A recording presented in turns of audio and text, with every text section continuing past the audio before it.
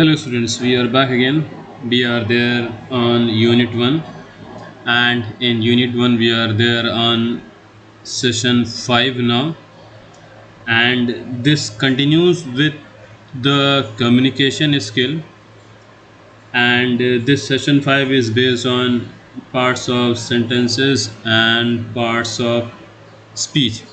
So basically parts of sentence and parts of speech is also a part of communication, as in communication we require these things also. So in this session we will be learning about these parts of sentences and parts of speech. So let's see what are these. So the very first thing we will focus on is a sentence.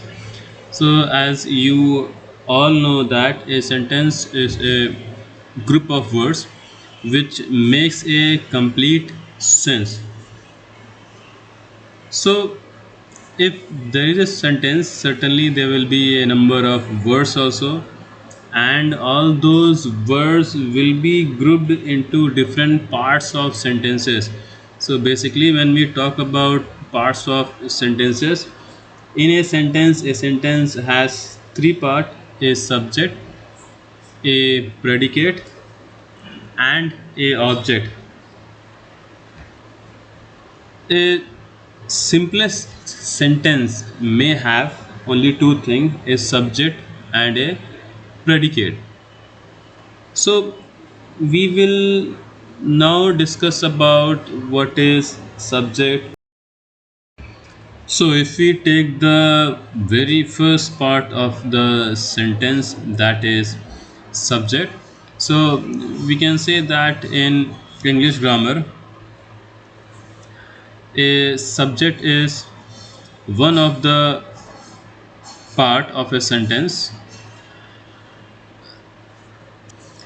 that usually appears before the predicate to show what the sentence is about, or who or what performs the action. So basically the subject is commonly a noun or a pronoun or a noun phrase. That means कि a subject may be of a single word or a subject may be of multiple words. So if we take example like Albert laughed. So in this sentence Albert is a proper noun and it is acting as a subject in the sentence. And like I said ki a subject may be a noun phrase, means that it can have multiple words or group of words. So in this we can take example, and that can be the old man built a road. So in this example we can say that the old man is the subject of the sentence, and you can see it is group of words. So the next part of the sentence is a predicate. So basically a predicate is the part of a sentence that tells what the subject is doing or what the subject is. So basically we can say that the predicate says something about the subject. So a predicate of a sentence contains the verb and everything that follows that verb is a predicate. So if we take a simple example, like the cat is sleeping in the sun. So if we see in this statement, we can say that sleeping in the sun is the predicate, and as these group of words indicate, they indicate what the cat is doing. The cat is sleeping in the sun. So this part of so the next thing which comes up in a sentence is object. So basically, in English grammar, and object is a noun or a pronoun, or it is a noun phrase on which a verb performs an action. Basically, it falls at the end of a sentence and it is ruled by a verb or a preposition. Say, for example, if we take a sentence, the old man built a road. So, in this sentence, the object will be a road, and like I said, it is ruled by the verb, and here the verb is built. So basically, if we talk about a object, so it is a part of predicate, and it tells about the things being acted upon by the verb. So this is what we call as object. So basically, whatever things we are discussing here and whatever things we will be discussing after this, all these things you have studied in lower classes.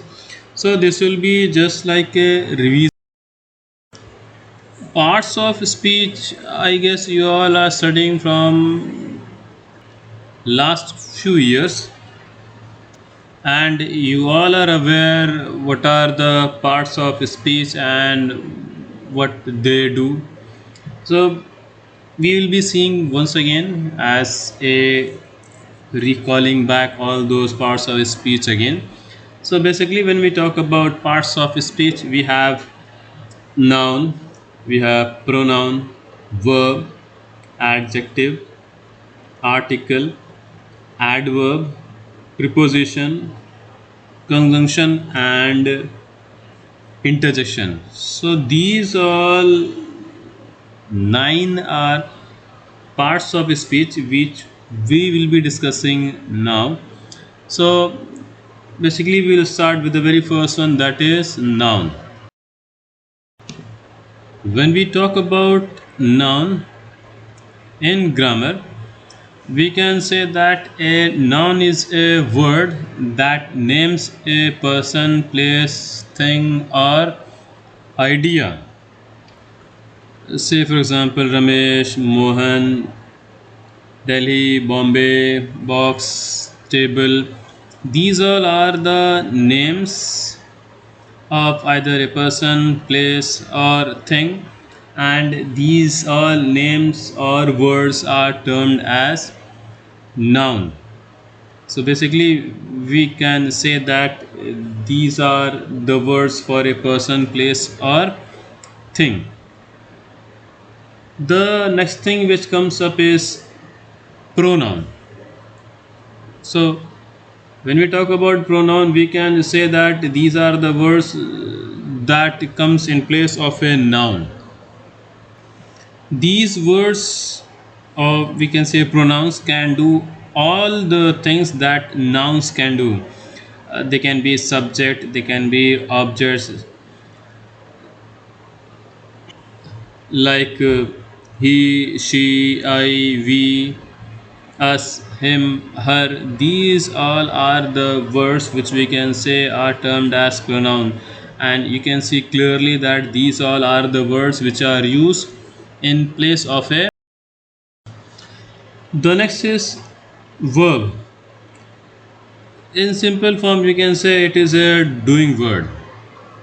But when we talk about a verb, the verb is king in English. The shortest sentence contains a verb. Even you can make a one word sentence with a verb. For example, stop. Stop is a sentence and it contains only a single word, that is a verb. So with this we can understand that we cannot make a one word sentence with any other type of word. It is only possible with verb. So every sentence has a verb. So it is described as a action word. So if we take example for verb, we can say that jumped, cried, pissed. All these words are verb. They give a expression of doing something, a action. So this is termed as a verb. After verb, the next thing is adjective.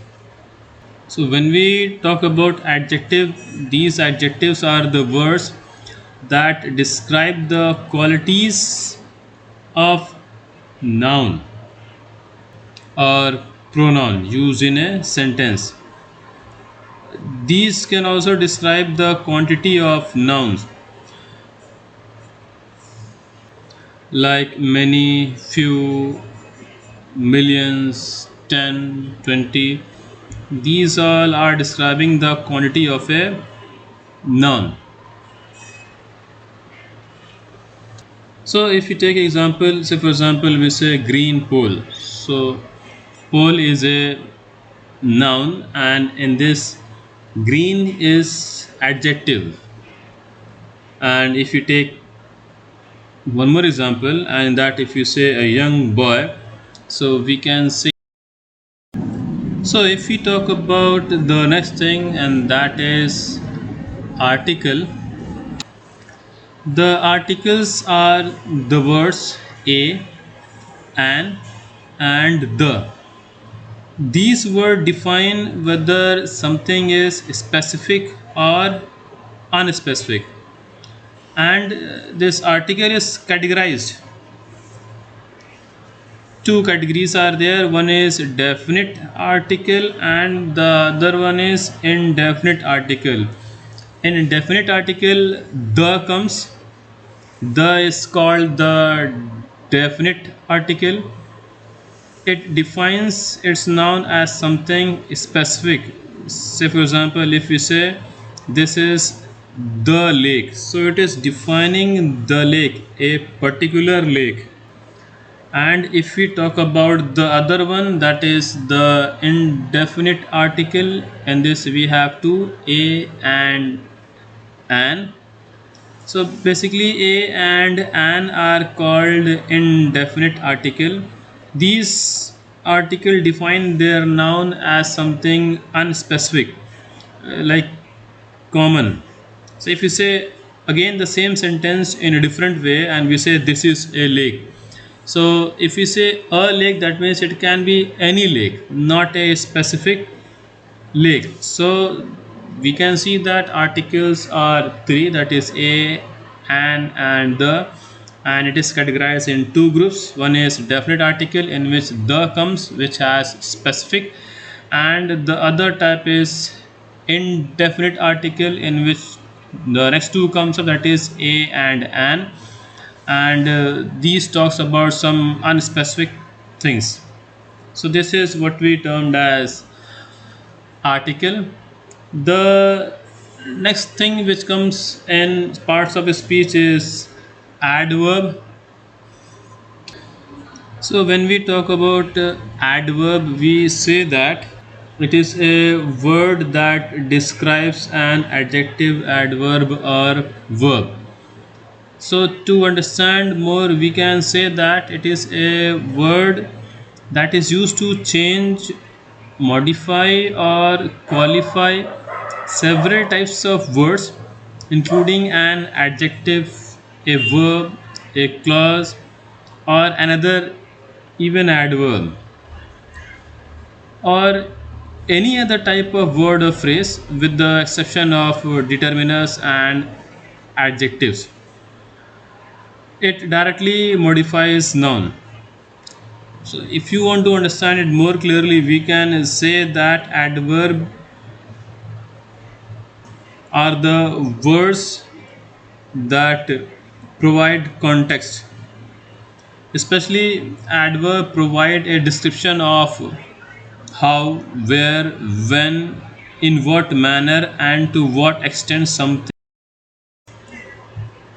The next part of speech is preposition. So if we see what exactly is preposition, we can say that these are the words which are used to link noun, pronoun, or phrases to other words within a sentence. Basically, they act to connect the people, objects, time, and location of a sentence. Prepositions are usually short words and they are normally placed directly in front of noun. And in some cases, you'll find prepositions in front of gerund verbs also. To understand it more, we can say that preposition is a word which help us to glue a sentence together. They do this by expressing position and movement, possession, time, and how an action is completed. So if we take example like I prefer to read in the library. So here the word in is a preposition. If you say another sentence, go down the stairs and through the door. So in this we have two prepositions, we have down and through. And if we see one more example, like he swam across the pool. So here the word across will be termed as preposition. So this is what we term as preposition. The next part of speech is conjunction. So when we talk about conjunction in simple term, we can say that these are the words that connects two sentences together. So basically conjunctions allows you to form complex elegant sentences, and these avoid the choppiness of multiple short sentences. So these conjunctions, they allow us to join multiple sentences together. So we can say that if we do not have conjunctions, we will be having a number of small sentences, and those will not look pretty much good if we form a paragraph. So these conjunctions, these help us to make bigger sentences, better sentences, and these are used to join sentences together. So if we take conjunctions, we have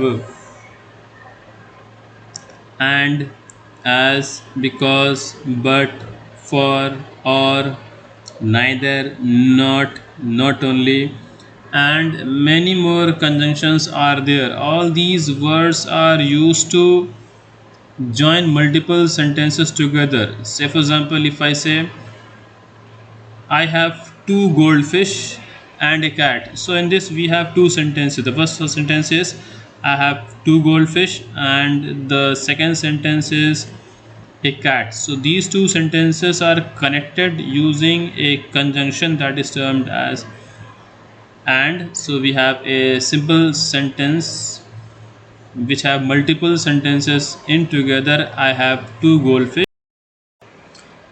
And the last part of speech is interjection.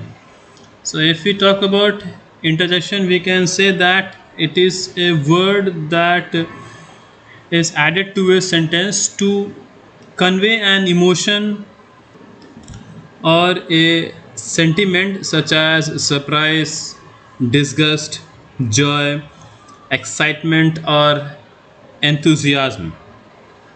To understand it more clearly, we can say that these are the words which are used to express strong feeling or sudden emotion. These words are included in the sentence. Usually they comes up at the start of the sentence, and these are again the same thing. These are used to express a sentiment such as surprise, disgust, joy, excitement. So if we take a example, and if we say a sentence, oh, that is a surprise. So in this sentence we can say that oh is a interjection. If you take one more sentence, and that is good, now we can move on. So in this sentence, good is a interjection. So all these nine are parts of speech which you have studied before, and this is just a recall from all those things which you have learned before. So we have this much in this fifth session, that is parts of speech and parts of